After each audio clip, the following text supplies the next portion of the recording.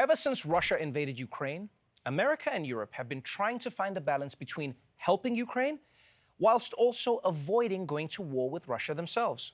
Because nobody wants World War III. I mean, other than defense contractors and those people who sell merch in the trenches. But one of the weapons the West has been using against Russia is sanctions. Yes, which comes from the Latin sanctio, meaning to mess with someone else's shit. Yeah, whether it's military, diplomatic, or financial, the ultimate goal of these sanctions is to turn up the pressure on Russia so that it ends Ukraine's conservatorship and finally sets it free. And one of the most significant sanctions America and Europe have imposed is going after oligarchs. Tonight, the U.S. is moving to tighten the squeeze on Vladimir Putin and the oligarchs, the richest Russians who surround him. The administration, along with Britain and Europe, introducing a raft of sanctions targeting oligarchs and their families, even President Putin. These tough new measures are designed to hurt those closest to Putin, figures who until now have seemed untouchable, now clear targets. Britain's threat to the Russian oligarchs, 7 of them sanctioned, including Roman Abramovich, the owner of the Chelsea Football Club. That club can no longer sell tickets, it can't sign new contracts, and it cannot be sold. Italy seized an oligarch's $70 million yacht. French officials seized the Amore Vero, about 280 feet long, with multiple VIP suites and a pool that turns into a helipad. Damn. That guy has a boat that has a pool that turns into a helipad? Woo! Do you know how rich a person has to be to have a mode of transportation that carries another mode of transportation? And it sits on a body of water while it carries a body of water. That's money. I mean, think about it. A pool that turns into a helipad. Wow. The only thing better than that would be a pool that stays a pool. Yeah, maybe it's just me, but one of my favorite things about relaxing in a pool is not worrying if a helicopter is going to land on me.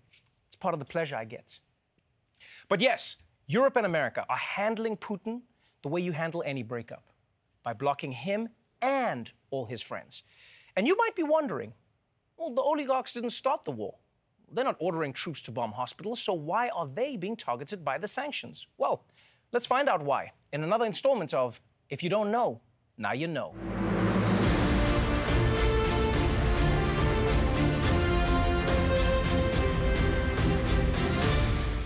So, first things first, who are the oligarchs?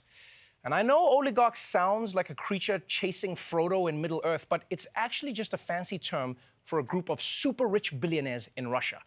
But it's how these billionaires got that way that makes them interesting.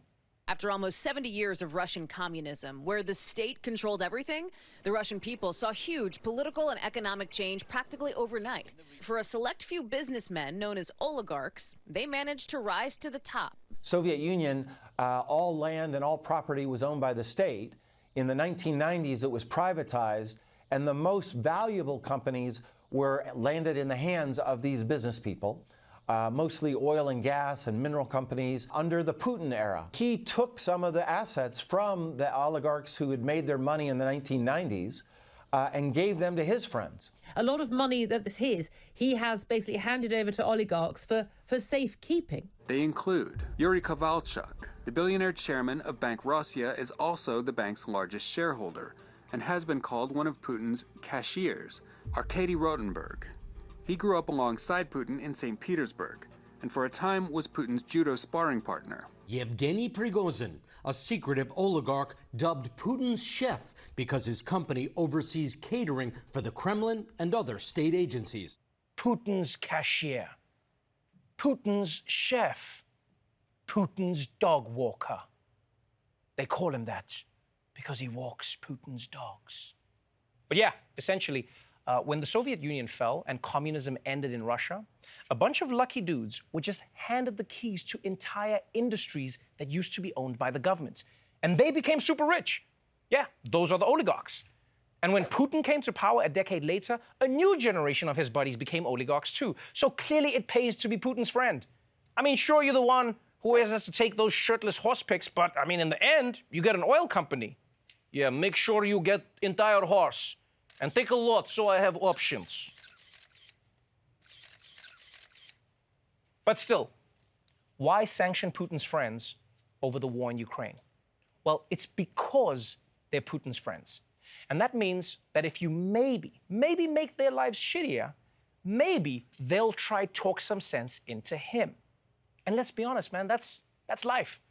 Rich people complaining is how shit always gets done. That's how colonization happened. Rich people were like, my food has no flavor. And 2 days later, the British took over India. Now, of course, to sanction these oligarchs, America and Europe need to access their wealth. But that's a question, right? I mean, how can you get to all of this Russian money? Well, because it turns out none of the money is actually in Russia. Oligarchs around the Putin regime use Western countries, Western banks, and Western jurisdictions as havens for the wealth that they're stealing from the people of Russia. Billions and billions of dollars stolen and then laundered through Western banks like Deutsche Bank, laundered through real estate in Europe and the United States. Russian oligarchs have long used New York City as a place to park their cash in the form of large apartment buildings, often that sit empty. Russian oligarchs have about as much money in financial wealth stashed in offshore accounts as the entire Russian population has in Russia. That is, in many ways, Russia's Achilles heel in all of this. Suddenly now, governments suddenly start seizing hotels, football teams, yachts, homes. It will certainly get the attention of the most powerful people in Russia by hitting them where it hurts. That's right. The oligarchs own shit everywhere. Real estate in New York, oligarch money. Sports teams in Britain, oligarch money. That couch you're sitting on right now. Well, I mean, you bought that, but check between the cushions. There's some rubles in there. And look, man, I get why. I get why these guys want to buy football teams in London or luxury apartments in New York or park their yachts in Saint-Tropez because, I mean, let's be honest, spending money in Russia, that isn't as much fun. I mean, the yacht experience is just not the same if you have to wear a bathing suit over your fur coat. And look, for a long time, it didn't matter that these Borscht ballers kept all their wealth in the West, but that changed real quick when these sanctions started getting passed. And now, they're all well aware that their assets are in bigger danger than Mike Pence at a Trump rally.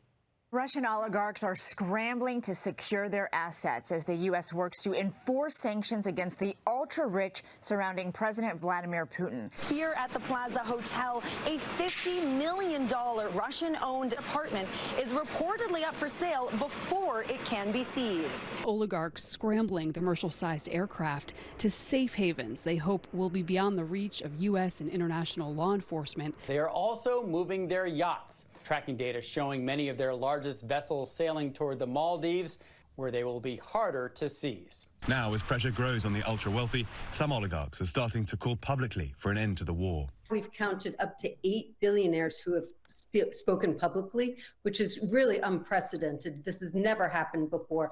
Yeah, because of these sanctions and because they're afraid of losing stuff, a bunch of these oligarchs are already speaking out against Putin's war. Please, we must think of this war's impact on innocent children. That is the name of my yacht, Innocent Children. She does not deserve this. Please, look at her. Oh. But you can see how spooked these oligarchs are, right? They're moving their planes. They're sailing out to sea. They're swallowing condoms full of gold. And like, I know all of this stuff is complicated, but it does seem a little counterproductive that these guys have enough warning to take all of these measures, don't you think?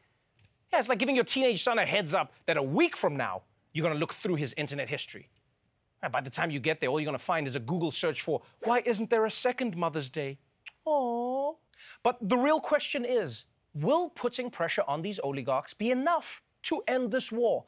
Well, to help answer that, we go to our very own Roy Wood Jr., who is reporting live from international waters. Roy, what is your reporting telling you? You know, Trevor, I've been hearing all this noise about how evil and corrupt these oligarchs are, but I've been doing some personal investigating, and it turns out these oligarchs are very decent, kind people. They're just good people. Oh, more caviar. Thank you, Oksana. Spasiba. Right.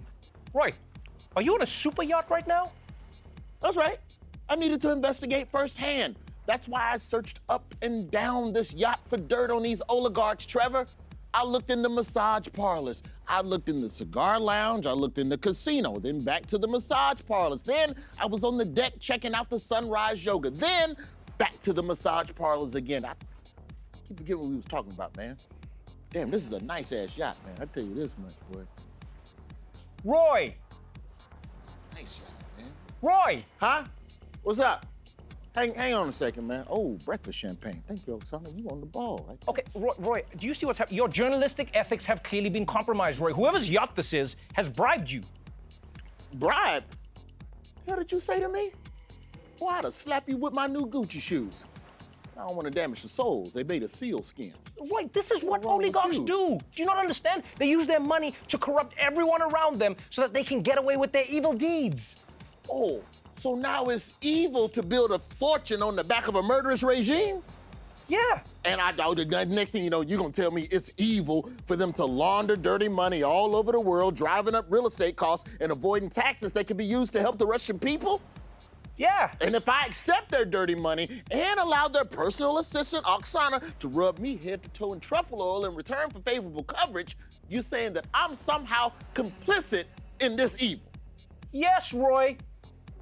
Damn, I was hoping you'd say no, man. This is some heavy shit. It's a lot to think about. Better think about this over some dodo bird wings. Oh, yeah, that's dodo right there. That's good dodo bird right there. Did he say... Wait, aren't dodo birds extinct? They are now. But it was worth it. You know what? That's enough, Roy. I'm suspending your reporter license. Just get back to America.